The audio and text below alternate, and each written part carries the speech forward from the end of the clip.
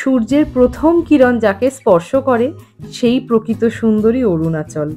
কোথাও শ্রান্ত নদী, কোথাও সবুজে মোড়া পর্বত, আবার কোথাও সাদা চাদরে আবৃত তুষার শৃঙ্গ, যা আপনার মনকে এক শান্তির ছায়া দেবে আর আপনাকে বারংবার হাতছানি দেবে তার কোলে ফিরে যেতে। চা নেবো, ভালো খেতে। বৈশাখী আর্মি এমনই প্রাকৃতিক সৌন্দর্যের গল্প নিয়ে আমি আপনাদের হোস্ট অর্পিতা হাজির হয়ে গেছি ইচ্ছে ডানায় অরুণাচলের তৃতীয় পর্ব নিয়ে। এই পর্বে রয়েছে দিরাংয়ের hotel, Dirang monastery, Jaswantgarh war memorial, Baisakhi war memorial, Sela lake আর সুন্দরী তাওয়াং। গরম গরম কেমন লাগছে খেতে? দিরাং থেকে তাওয়াং যাওয়ার পথের প্রত্যেকটি সাইট সিনের বিবরণ, তাই ভিডিওটি পুরোটা দেখবেন স্কিপ না করে, এই অনুরোধই রইল।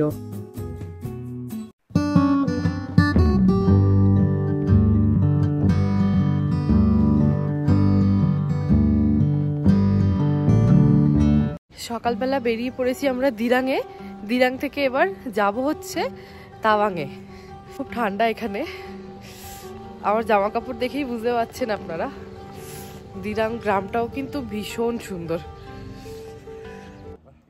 দিরাংয়ের হোটেলের বিবরণ আমি এই ভিডিওতে সবার লাস্টে রেখেছি, আর এইটা তখন সময়কার যখন আমরা দিরাংয়ের হোটেল ছেড়ে তাওয়াংয়ের পথে যাচ্ছিলাম। তাই দিরাংয়ের হোটেলের যে মালিক উনি আমাদের ফেলিসিটেট করছিলেন এইরকম ভাবে। अपना हमेशा हस्बैंड को साथ देना है। हस्बैंड का माँ पिताजी को आप प्यार करना है, हस्बैंड आपका माँ पिताजी को प्यार करेगा। भोगन तो है बोलता है लेकिन देखा नहीं, भोगन जो माँ पिताजी हमेशा अपना बड़ा को रिस्पेक्ट करना, छोटा को प्यार करना, और अपना सही रास्ता चलेगा तो किसी को डरना नहीं। गॉड देखिए। Safe journey, happy journey. Thank you.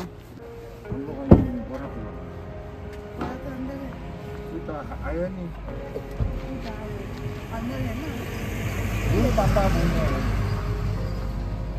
पापा जी चलो पापा बोल रहे हैं हैप्पी जर्नी। इसको छोटा, हाँ ठीक है ठीक है, ये छोटा है। माँ पिताजी को तंग मत करो, हाँ करो होगा, तो हमेशा माँ पिताजी को साथ देना। এই যে বেরিয়ে পড়েছি, গন্তব্য হলো দিরাং থেকে তাওয়াং। দিরাং থেকে তাওয়াংয়ের দূরত্ব প্রায় 140 কিলোমিটার, আর গাড়িতে যেতে সময় লাগবে 4 ঘন্টা।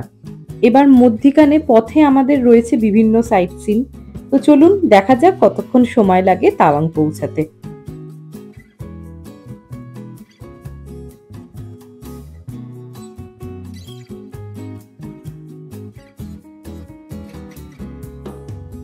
পথের ধারে সবুজে মোড়া পাহাড়ি শোভা দেখতে দেখতে পৌঁছে গেছিলাম তেঙ্গা ভ্যালির কাছেই এই হ্যাঙ্গিং ব্রিজটির সামনে। আগের দিনকে এই তেঙ্গা ভ্যালিতে আমরা গেছিলাম, কিন্তু এই হ্যাঙ্গিং ব্রিজটি সেরকম ভাবে এক্সপ্লোর করতে পারিনি। জায়গাটি এত ভালো লেগেছিল যে আবার গেছিলাম সেইখানে।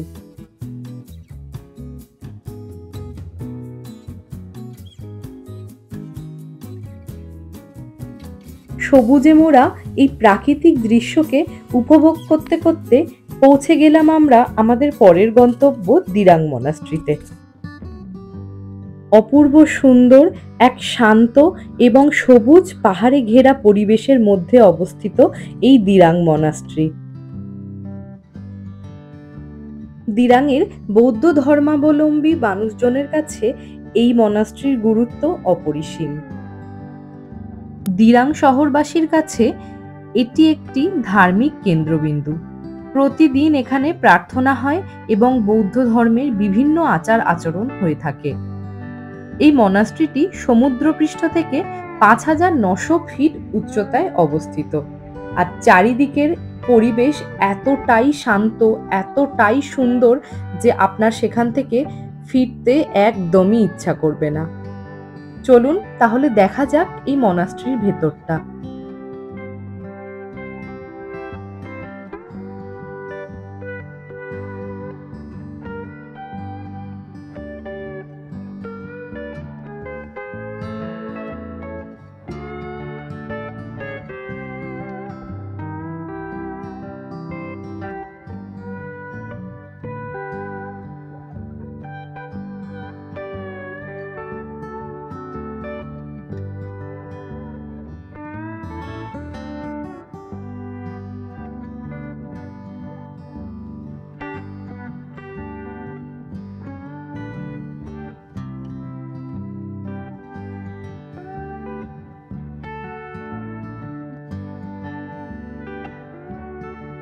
আমরা যখন মনাস্ট্রিতে পৌঁছেছিলাম তখন প্রায় সকাল 10টা। বেশ ঘুরে দেখার মতন অনেকটা সময় পেয়েছিলাম আমরা এই মনাস্ট্রিটাতে। আর আপনাকে ঘুরে দেখতেও কিন্তু অনেকটা সময় এখানে লেগে যাবে, তাই হাতে সময় নিয়েই যাবেন এই মনাস্ট্রিতে। যখন আমরা পৌঁছেছিলাম তখন ওখানে প্রার্থনা হচ্ছিল। মনাস্ট্রির মেন গেটের বাইরে জুতো খুলে আপনাকে ভেতরে ঢুকতে হবে। এখানে কিন্তু ছবি তোলাতে কোনো নিষেধ বা বাধা নেই।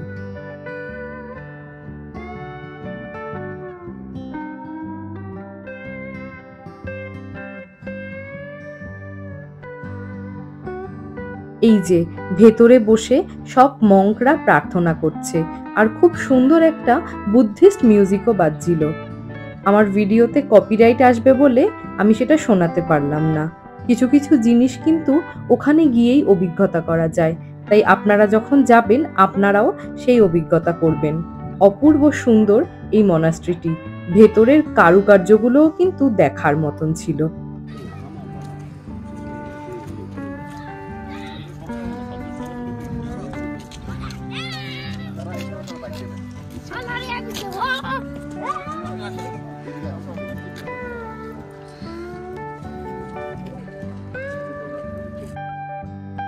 বেরিয়ে পড়েছি দিরাং মনাস্ট্রি থেকে।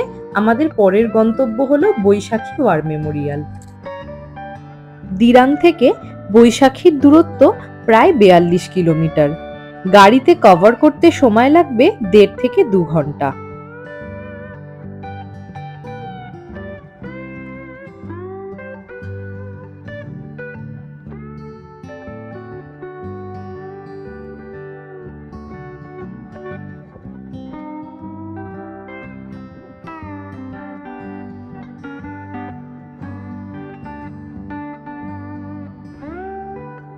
প্রবাহমান নদীকে সঙ্গী করে এগিয়ে চলেছি গন্তব্যের দিকে।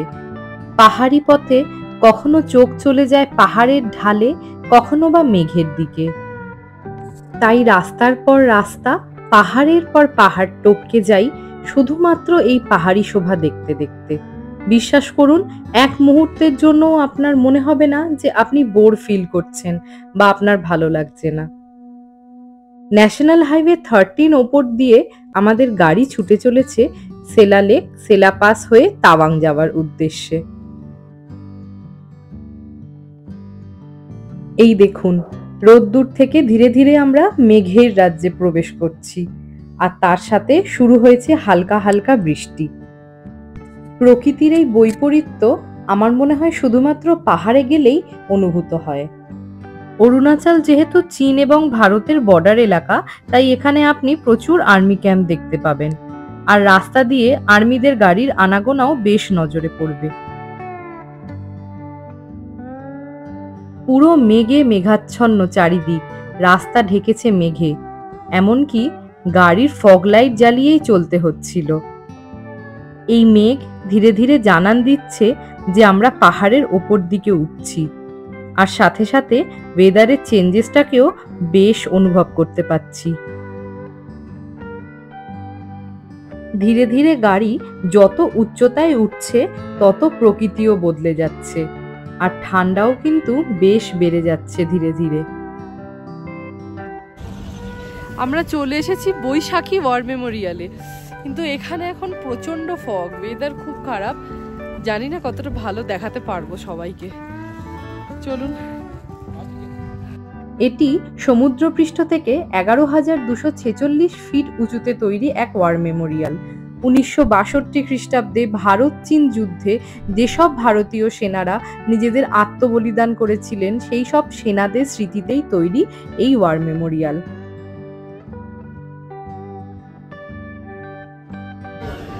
আর্মিদের প্যান্ট্রি, এই যে লেখাই আছে নন সিএসডি, আর্মিরা চালায়, কিন্তু এখানে সিভিলিয়ানদের জন্য সব রকমের ব্যবস্থা আছে। সিভিলিয়ানদেরকেও এনারা সার্ভ করে। হয়ে গেলে চা নেবো, ভালো খেতে। এই বৈশাখী আর্মি ক্যান্টিন থেকে আমরা নিয়েছি মির্চ পকোড়া, সাথে এরকম গরম ধোয়া ওটা ম্যাগি।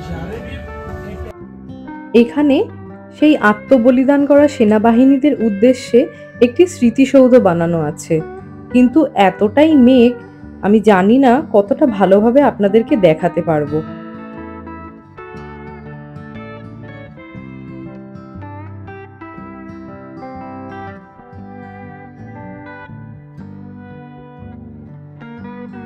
বৈশাখী থেকে বেরিয়ে পড়েছি। গন্তব্য হলো সেলা পাস বা সেলা লেক।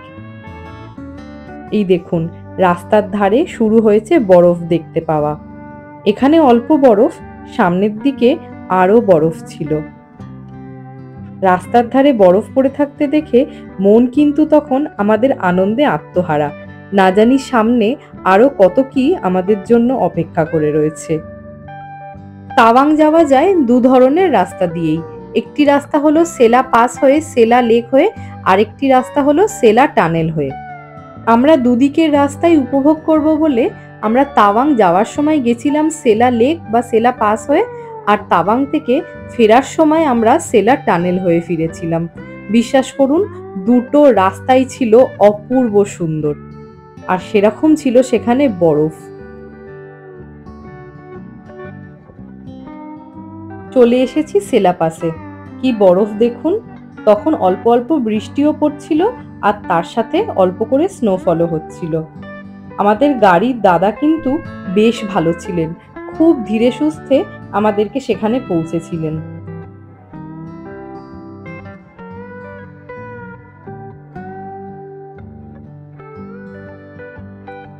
উফ, রাস্তার দুপাশে এত বরফ দেখে মনের মধ্যে যে আনন্দ হচ্ছিল তা ভাষায় বোঝানোটা বড়ই দুষ্কর ব্যাপার।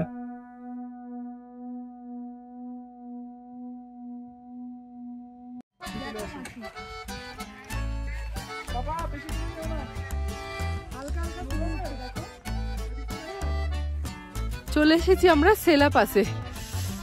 আর কিছুক্ষণের মধ্যেই তাওয়াংয়ে ঢুকে যাব। এটা হচ্ছে সেলা পাস।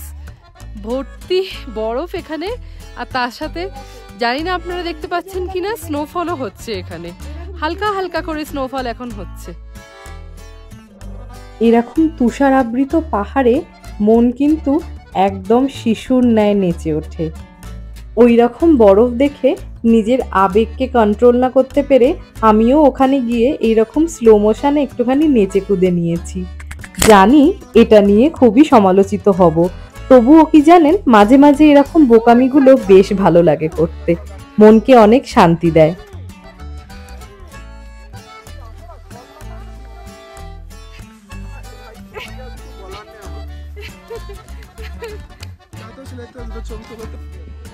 রাস্তার ধারে পাহাড়ের ঢালে জমে থাকা এই বরফগুলো কিন্তু বেশ গোড়ালি অব্দি ডিপ ছিল। কিছু কিছু জায়গায় আবার পা স্লিপও কাটছিল।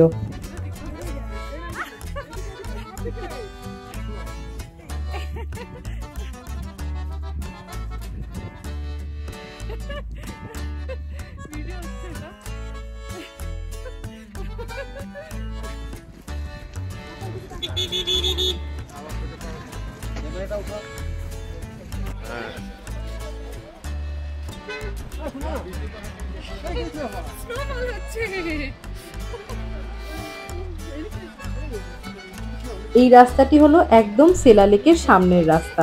এখানে সব গাড়ি দাঁড় করিয়ে দেবে, আপনাকে নিচে নেমে যেতে হবে সেলা লেক দেখার জন্য।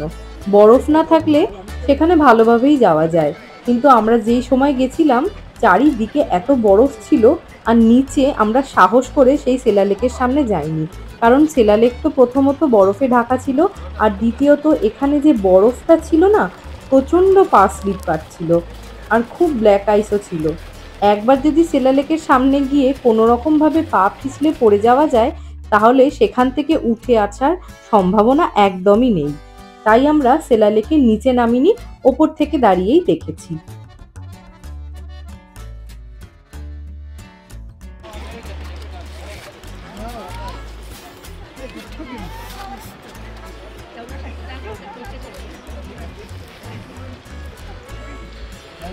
এই তো লেক। হ্যাঁ,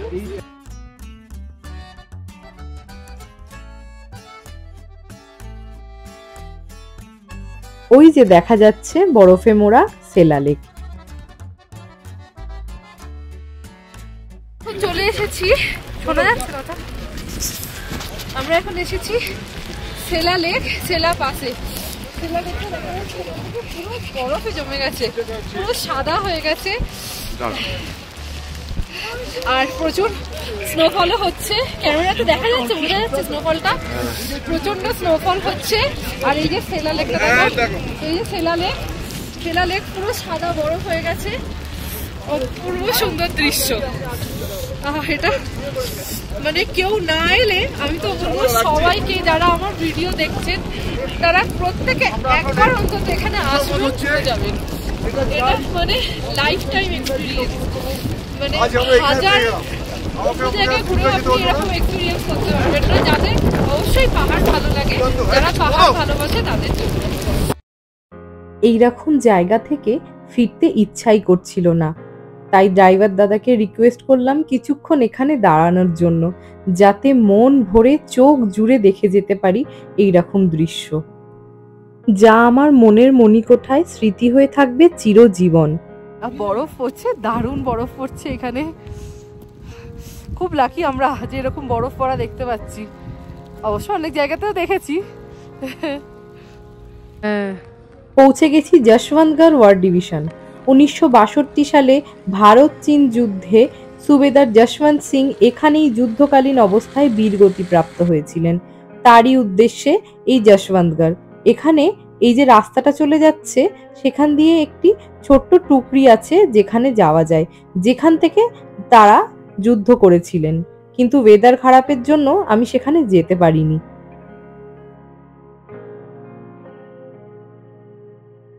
এখন খুব বৃষ্টি পড়ছে। আমরা চলে এসেছি যশবন্তগড় ওয়ার মেমোরিয়ালে। 1962-তে যে চায়না আর ইন্ডিয়ার যুদ্ধ হয়েছিল, তাতে স্যার যশবন্তজি এখানে মৃত্যুবরণ করেছিলেন। আমি এখনো অবধি এই ঘটনাটা শুধুমাত্র ইউটিউব থেকে দেখে আর গুগল সার্চ করেই এইটুকুনি জানতে পেরেছি। বাকিটা শুনেছি এখানে যারা আর্মি থাকেন তারা বলেন, তারা ব্যাপারটা পুরো এক্সপ্লেন করেন। কিন্তু এখন এখানে যে পরিমাণ বৃষ্টি পড়ছে আর যে পরিমাণ বরফ পড়ছে, সেখানে কতটা ওনাদের সাথে কথা বলতে পারবো বুঝতে পারছি না। চলুন, আমি যতটুকুনি জানবো আপনাদেরকেও ঠিক ততটাই জানাতে পারবো। কি হ্যাঁ, हौसला, निष्ठा, साहस, हिम्मत, संकल्प, जज्बा, वीरता, बलिदान, कर्तव्य, शौर्य। 3 cheers for Indian Army. Hip hip hooray! Hip hip hooray! Hip hip hooray! এই রুমটির ভেতরে সুবেদার যশবন্ত সিং এর ব্যবহৃত সব জিনিসপত্র রাখা রয়েছে।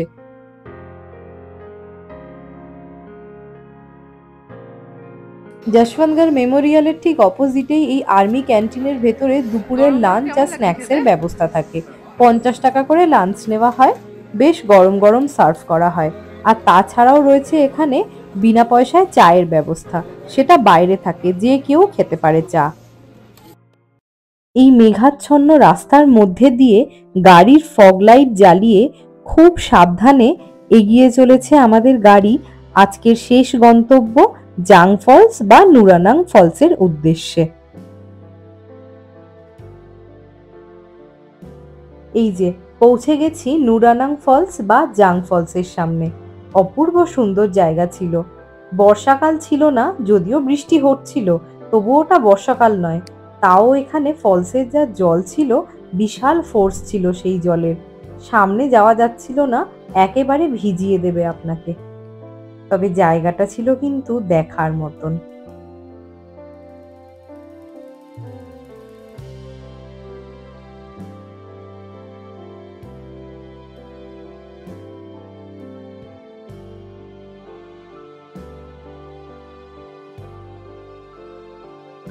পৌঁছে গেছি সেই বিখ্যাত জাং ফলস বা নুরানাং ফলস, যেখানে কোয়েলা মুভি শুটিং হয়েছিল।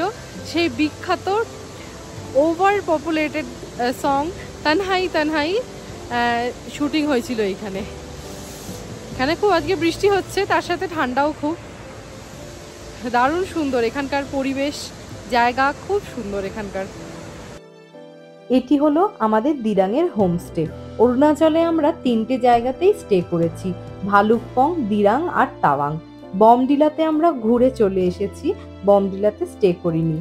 আমরা যেদিন ভালুকপং থেকে দিরাংয়ে গেলাম, দিরাংয়ে এই হোটেলটাতেই উঠেছিলাম। আজকের ভিডিও এতটুকুনি। যদি কিছু ভালো লেগে থাকে অবশ্যই লাইক, শেয়ার, কমেন্ট আর সাবস্ক্রাইব করে দেবেন। পাশে রাখা বেল আইকনটি প্রেস করে রাখবেন যাতে সঙ্গে সঙ্গে আপনি আমার প্রত্যেকটি ভিডিওর নোটিফিকেশন পান। আপনাদের এক একটি কমেন্ট আমাকে উৎসাহ দেয় এরকম অনেক ভিডিও বানানোর জন্য। ভালো থাকবেন, দেখা হচ্ছে 4র্থ পর্বে।